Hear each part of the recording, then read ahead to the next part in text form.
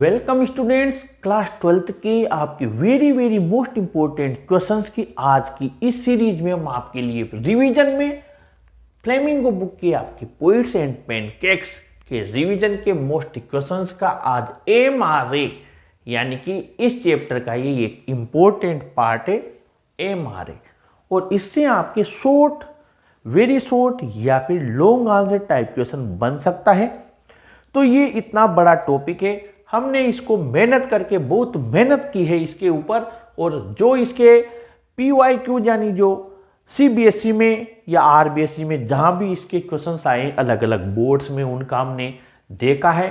और आपकी जो मोस्ट इंपॉर्टेंट क्वेश्चंस अलग अलग गाइड्स में दिए हुए हैं, पास बुक्स में दिए हुए हैं, डेस्क वर्क्स में दिए हुए हैं, उन सब के पूरे क्वेश्चन का अध्ययन करके इतने सारे क्वेश्चंस हैं और हमने एक इसका पूरा आपके पैराग्राफ प्रिपेयर किया है, या यूँ कहें इसमें पूरा कंटेंट आ गया।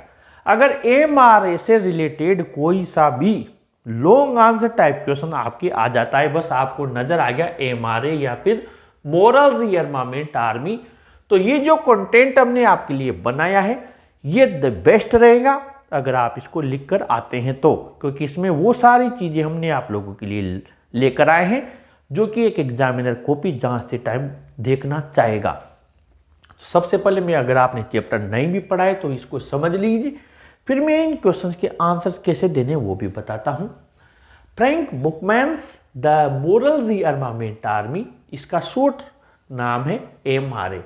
यानी कि फ्रैंक बुकमैन की जो मोरल रीअर्मामेंट आर्मी है वो द ग्रुप ऑफ 200 पर्सन्स यानी 200 व्यक्तियों का एक ग्रुप था ये, Who visited the Gemini Studios in 1952।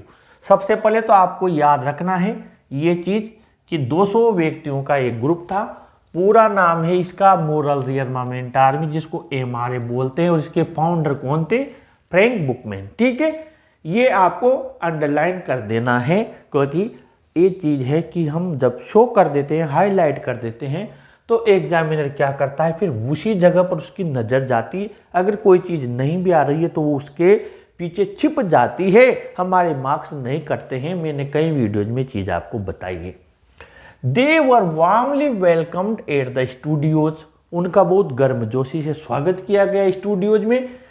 As the staff had a nice time hosting about 20 nations people, ये और बात ध्यान रखना, लगभग 20 देशों के लोग थे और वहाँ के स्टाफ को बहुत अच्छा लगा उनको होस्ट करना, उनकी मेजबानी करना।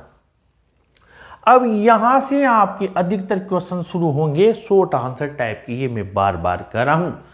ये वाला आपके 1 या 2 क्वेश्चन बनते हैं, लेकिन इससे जो ये यहाँ का जो ये पार्ट है आपके, ये वाला पार्ट, इस पार्ट से आपके लगभग कम से कम 5 क्वेश्चन बनते हैं। अब ये समझ लीजिए, एमआरए प्रेजेंटेड 2 प्लेज, एमआरए ने 2 नाटक वहां पर बताए थे, 2 प्लेज बताए थे। कौन से? एक तो थे जोथम वैली और एक था द फॉरगॉटन फैक्टर। याद रखना इनको, ये आप हाईलाइट भी कर दे तब भी बहुत अच्छा होगा। ठीक है, 2 प्लेज बताए थे। In the professional manner with plane and single message, बहुत ही व्यावसायिक तरीके से, जिसका सीधा साधारण एकमात्र संदेश था। The costumes and sets were excellent, जो वहाँ की पोशाकें थी वो बहुत ही उत्तम क्वालिटी की थी। सेट्स भी बहुत अच्छे लगाए थे उन्होंने। The sunrise and sunset scenes used to have a white curtain in the background, यानी जो बैकग्राउंड था जहाँ पर स्टेज था वहाँ सफ़ेद पर्दे लगाए गए थे। एंड अ ट्यून, और एक धुन बजाई जाती थी, प्लेड ऑन द फ्लूट, बांसुरी की, विद एन एम्प्टी स्पेस, खाली स्टेज के ऊपर, एम्प्टी यानी खाली। Tamil drama copied their sunrise and sunset scenes, Tamil drama पर क्या प्रभाव पड़ा? तो उन्होंने उनके सनराइज और सनसेट सीन्स को कॉपी किया। It was greatly impressed by MRA, तो तमिल ड्रामा एमआरए से बहुत ज़्यादा प्रभावित था। अब पहला क्वेश्चन है, why was the moral rearmament army welcomed at the studios, studios में मोरल रियरमामेंट आर्मी का स्वागत क्यों किया गया? आंसर है फ्रैंक से लेकर और बाय एम आर ए तक, ये लॉन्ग आंसर टाइप में। ठीक है। Number 2, name one example to show that Gemini studios was influenced by the plays staged by M R A.